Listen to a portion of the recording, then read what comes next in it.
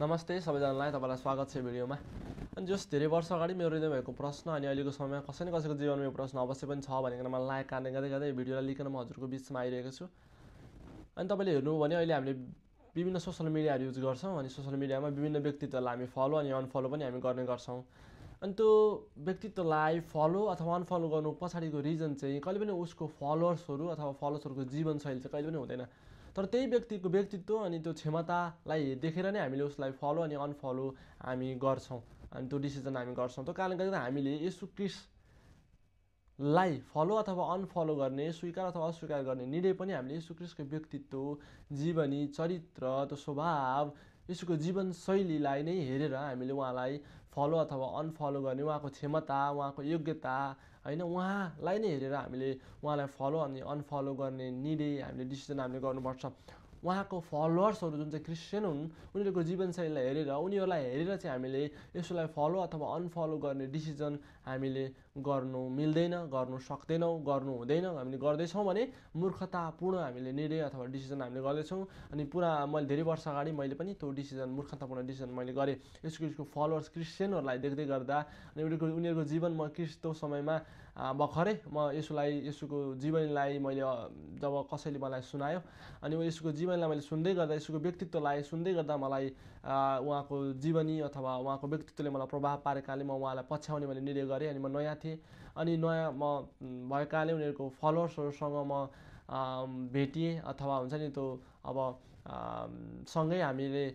विभिन्न अब समयहरू हामी बितायौँ। अनि त्यो समय बिताउँदै गर्दा उनीहरूको जीवन मेरोभन्दा पनि लथालिङ्ग भएको कारणले गर्दा मैले एक्सपेक्ट गरेको अनुसारको उनीहरूको जीवनशैली नभएको कारणले गर्दा अनि मैले चाहिँ अब यसलाई अनफलो गर्ने मैले निर्णय गरेँ त्यो समयमा। अनि त्यस्तो मूर्खतापूर्ण निर्णय अथवा डिसिजन चाहिँ तपाईँले नगर्नुहोस् भनेर म विनम्र अनुरोध गर्न चाहन्छु। किन भन्दै गर्दा हेर्नु न, हामीले साधारण सोसियल मिडियामा कुनै पनि व्यक्तित्वलाई फलो गर्नुको पछाडिको रिजन चाहिँ कहिले पनि उनीहरूको फलोअर्सहरूको जीवनशैली फलोअर्सहरू हुँदैन नि त। त्यसरी नै हामीले येशू ख्रिस्टलाई फलो गर्नु अथवा यसलाई पछ्याउनुको निर्णय जुन हामीले गर्नुको पछाडिको रिजन चाहिँ जहिले पनि येशू ख्रिस्टको व्यक्तित्व, येशू ख्रिस्टको क्षमता, येशू ख्रिस्टको योग्यता, येशू ख्रिस्टको जीवनी, येशू ख्रिस्टको स्वभाव, येशू ख्रिस्टको चरित्र नै हुनु चाहिँ एकदमै जरुरी छ। त्यो कारणले गर्दा म तपाईँलाई अनुरोध गर्छु, येशू ख्रिस्ट यस्तो व्यक्ति जसले चाहिँ संसारलाई सबैभन्दा बढी प्रभाव पार्नु भएको छ अनि संसारको सबैभन्दा धेरै व्यक्तिहरू नै उहाँको फलोअर्सहरू छन्। अनि त्यो व्यक्तित्वसँग केही त अवश्य पनि छ जुन तपाईँले उहाँबाट सिक्न सक्नुहुन्छ। यो कारणले गर्दा म तपाईँलाई अनुरोध गर्छु, उहाँको जीवनी तपाईँले एकचोटि अध्ययन गर्नुहोस्, पढ्नुहोस्। त्यो नयाँ करारको पुस्तक त्यो बाइबललाई तपाईँले पढ्नुभयो भने त्यहाँ तपाईँले येशू ख्रिस्टको जीवनीलाई तपाईँले देख्न सक्नुहुन्छ। अनि त्यो पढ्दैमा तपाईँ क्रिस्चियन हुनु पर्दैन अथवा चाहिँ त्यसले केही पनि तपाईँले पढेर केही पनि तपाईँलाई असर अथवा कुनै पनि घाटा तपाईँलाई हुनेवाला छैन। त्यो कारणले तपाईँले अवश्य पनि तपाईँलाई फाइदा नै हुन्छ, तपाईँले नयाँ कुरा सिक्नुहुन्छ। एउटा हुन्छ नि एउटा कहिल्यै नसुनेको, नबुझेको, एउटा गहिरो, एउटा गुप्तको कुराहरू तपाईँले बुझ्नुहुन्छ। त्यो कारणले गर्दा म तपाईँलाई अनुरोध गर्छु त्यो व्यक्तित्वको जीवनलाई तपाईँले एकचोटि अध्ययन गर्नुहोस्। किन भन्दै गर्दा येशू ख्रिस्टको फलोअर्सहरू कतिचोटि उनीहरू मानिस हुन् अनि मानिसहरू भएको कारणले उनीहरू चुक्न सक्छन्, लड्न सक्छन्। अनि कतिचोटि कस्तो हुन्छ भन्दै गर्दा मैले हिजो भर्खर यसलाई विश्वास गरेँ अनि हेर्दै गर्दा त म परिपक्व म्याच्योर छु, म 30 वर्षको होला, तर मैले हिजो भर्खर यसलाई विश्वास गरेँ अनि आज मलाई कसैले सोध्दै गर्दा म क्रिस्चियन त हो नि आजको दिन, तर मलाई येशू ख्रिस्टको फलोअर्सहरू यसलाई पछ्याउने व्यक्तिहरू कसरी जिउनुपर्छ भनेर मलाई त्यो ज्ञानै नभएको कारणले गर्दा मसँग चेतनै नभएको कारणले गर्दा अथवा मसँग त्यो हुन्छ नि एउटा मैले अध्ययन नगरेको कारणले गर्दा अनि अब मलाई सिकाउने व्यक्तिहरूले पनि अब त्यो पूर्ण रूपमा सिकाउनको लागि समय लाग्छ, त्यो समयहरू लिइसक्नु नभएको कारणले गर्दा म भर्खरै विश्वास गरेको कारणले गर्दा मलाई येशू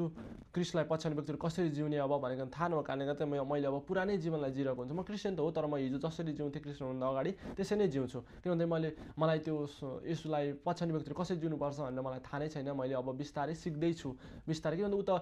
येशूको कुरामा पूर्ण नयाँ छ नि त। ऊ 30 वर्षको उमेरमा होला तर पनि येशूको कुरा उसले पहिलोचोटि सुन्दैछ अनि येशूको कुरालाई अब उसले स्वीकार गर्ने निर्णय गर्दैछ। अब उसले अध्ययन गर्न सुरु गर्दैछ तर ऊ पूर्ण रूपमा नयाँ छ अनि त्यसको लागि समय लाग्छ उसलाई सिक्नु। अनि त्यो कारणले गर्दा अनि कतिचोटि त्यो व्यक्तिहरूलाई देख्दै गर्दा हामीले हाम्रो जुन एक्सपेक्टेसन हुन्छ क्रिस्चियनहरूको जीवनको अनि त्यो म्याच नहुँदै गर्दा हामीले चाहिँ अब क्रिस्चियनको विरोध, अब येशूको आलोचना अथवा येशूलाई इन्कार गर्ने निर्णय हामीले गरिपठाउँछौँ। अनि यो त एकदमै मूर्खतापूर्ण निर्णय अथवा डिसिजन जुन मैले पनि हिजोको दिनमा गरेको मैले नबुझ्दै गर्दा होइन हामीले यो गर्दैछौँ भने म तपाईँलाई अनुरोध गर्छु, तपाईँले यो भिडियो हेर्दै हुनुहुन्छ भने त्यो मूर्खतापूर्ण निर्णय अथवा डिसिजन तपाईँले नगर्नुहोस्। अनि कतिचोटि उनीहरूको कस्तो हुन्छ भन्दा उनीहरू क्रिस्चियन परिवारमा हुर्केको हुन सक्छन्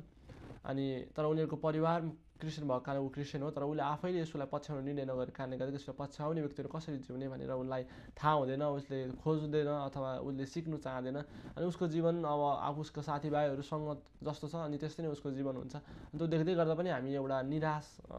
हुन्छौँ अनि हाम्रो एक्सपेक्टेसन जुन क्रिस्चियनहरू यस्तो हुनुपर्छ भनेको जुन हाम्रो एक्सपेक्टेसन हुन्छ त्यो म्याच हुँदैन अनि हामीले क्रिस्चियनहरूलाई घृणा गर्छौँ अथवा यसोलाई यसोको जीवनलाई हामी अध्ययन गर्दैनौँ यसोलाई हामी इन्कार गर्छौँ अनि त्यो एकदमै गलत छ अनि त्यो कुनै समय मैले पनि त्यो गलत डिसिजन गलत काम मैले गरेको हो अनि त्यो काम चाहिँ तपाईँले नगर्नुहोस् भनेर विनम्र अनुरोध गर्न चाहन्छु अनि कतिचोटि चाहिँ कस्तो हुन्छ भन्दा हरेक ठाउँमा अनि असल अनि खराब हुन्छ अनि विभिन्न व्यक्तिहरू हामी भेट्छौँ अनि कति चाहिँ सेवाको भावनाले कार्य गर्छन् भने कति चाहिँ स्वार्थले को कारणले त्यो कार्यहरू गरिरहेका हुन्छन् अनि त्यस्तो व्यक्तिहरूको जीवन पनि लथालिङ्ग हुन्छ अथवा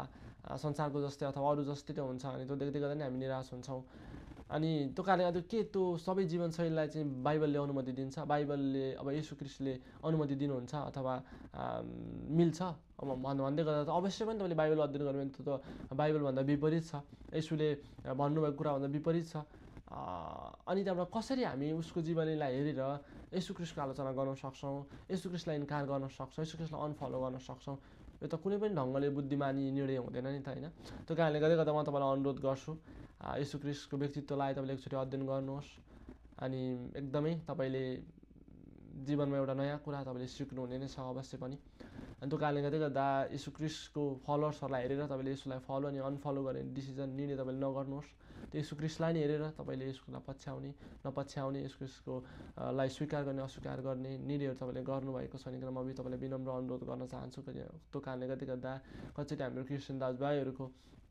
जीवन तपाईँहरूले एक्सपेक्ट गरे अनुसारको नहुन सक्छ हाम्रो जीवन कति तपाईँले हुन्छ नि एक्सपेक्ट गरे अनुसारको नहुन सक्छ अनि कतिचोटि हामी मानिसछौँ अनि कतिचोटि हामीले